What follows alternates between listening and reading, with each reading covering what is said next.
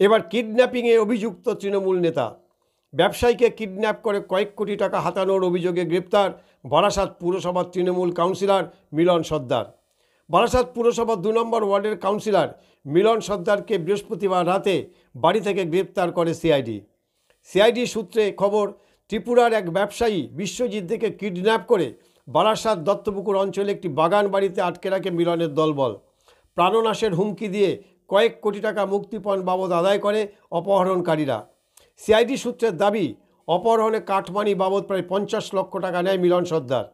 মূলত শাসক দলের প্রভাব খাটিয়ে অপহরণে সাহায্য করার অভিযোগে গ্রেপ্তার করা হয়েছে বলে সিআইডি সূত্রে দাবি। গুণধর এই তৃণমূল কাউন্সিলরের বিরুদ্ধে চিটফান্ড সহ একাধিক অবৈধ কাজের সঙ্গে যুক্ত থাকার অভিযোগ ছিল। গত পুরসভা ভোটে প্রার্থী তালিকায় নাম না থাকলেও রহস্যজনকভাবে শেষ পর্যন্ত মিলন সর্দারকে প্রার্থী বলে ঘোষণা করে তৃণমূল কংগ্রেস। কিডন্যাপিং মামলায় গ্রেপ্তার হওয়ার পরেই তড়িঘড়ি দল থেকে বহিষ্কার করার কথা ঘোষণা করেন সাংসদ কাকলি ঘোষ দস্তিদার। কিন্তু প্রশ্ন, সব জেনেও কেন তাকে প্রার্থী করেছিল দল?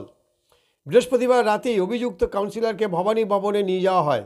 আজ তাকে ব্যারাকপুর আদালতে সিআইডি হেফাজত চেয়ে তোলা হবে বলে সূত্রের খবর। ব্যবসায়ী অপহরণের মামলায় তৃণমূল কাউন্সিলর সহ মোট 8 জনকে গ্রেপ্তার করেছে সিআইডি। এই ঘটনায় আরও অনেকেই জড়িত বলে সিআইডির দাবি। ব্যুরো রিপোর্ট, বাংলার খবর।